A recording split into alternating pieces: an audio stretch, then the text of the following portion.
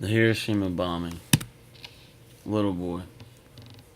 The MKI bomb, nicknamed Little Boy, was the first nuclear weapon used in warfare. It was delivered by the B-29 Enola Gay. It detonated at an altitude of 1,800 feet over Hiroshima, Japan, on August 6, 1945. The result of the Manhattan Project begun in June 1942. Little Boy was a gun-type weapon which detonated by firing one mass of uranium down a cylinder into another mass to create a self-sustaining nuclear reaction. Weighing about 9,000 pounds, it produced an explosive force to equal 20,000 tons of TNT. When constructed in 1945, the Little Boy on display was an operational weapon, but it has been completely demilitarized for display purposes.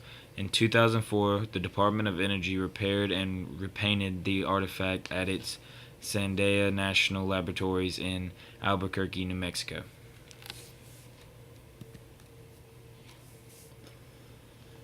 The bomb dropping. On this day in 1945 at 8:16 a.m. Japanese time, an American B-29 bomber, the Enola Gay, drops the world's first atom bomb over the city of Hiroshima. Approximately 80,000 people are killed as a direct result of this blast, and another 35,000 are injured. At least 60,000 would be dead by the end of the year from the effects of the fallout. U.S. President Harry S. Truman, discouraged by the Japanese response to the Potsdam Conference's demand for unconditional surrender, made the decision to use the atom bomb at the end of the war in order to prevent what he predicted would be a much greater loss of life were the United States to invade the Japanese mainland.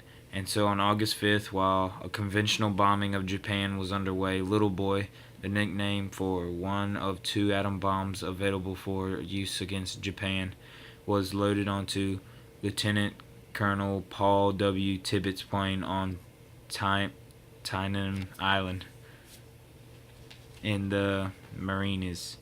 Tibbetts' B-29, named the Enola Gay after his mother, left the island at 2:45 a.m. On August 6, 5.5 hours later, the Little Boy was dropped, exploding 1,900 feet over a hospital and unleashing an equivalent of 12,500 tons of TNT. The bomb had several inscriptions scribbled on its shell, one which read, "Greetings to the Emperor from the men of the Indianapolis, the ship that transported the bomb to the Marianas."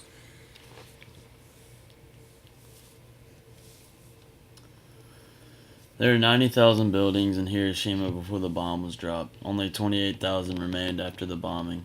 Of the city's 200 doctors before the explosion, only 20 were left alive or capable of working. There were 1,780 nurses before, and only 150 remained who were able to tend on the sick and dying.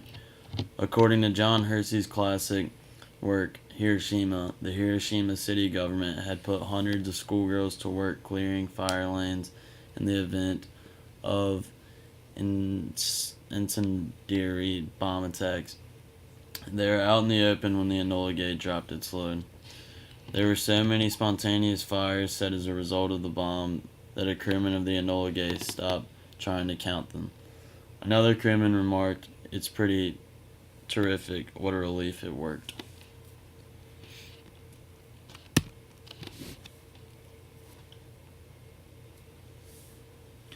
Post-bombing.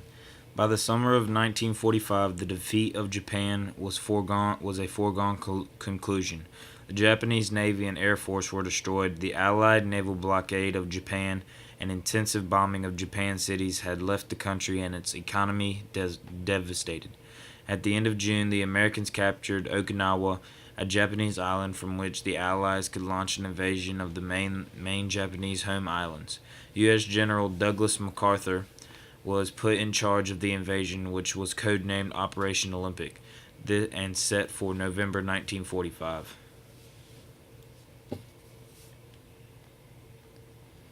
The invasion of Japan promised to be the bloodiest seaborne attack of all time, conceivably 10 times as costly as the Normandy invasion in terms of Allied casualties. On July 16th, a new option became available when the United States secretly detonated the world's first atomic bomb in the New Mexico desert. 10 days later, the Allies issued the Potsdam Declaration demanding the unconditional surrender of all the Japanese armed forces. Failure to comply would mean the inevitable and complete destruction of the Japanese armed forces, and just as inevitable, the utter devastation of the Japanese homeland. On July 28th, Japanese Prime Minister Kentaro Suzuki responded by telling the press that his government was paying no attention to the Allied ultimatum. U.S. President Harry Truman ordered the devastation to proceed, and on August 6th, the US B-29 bomber dropped an atomic bomb on the Japanese city of Hiroshima, killing 80,000 people and fatally wounding thousands more.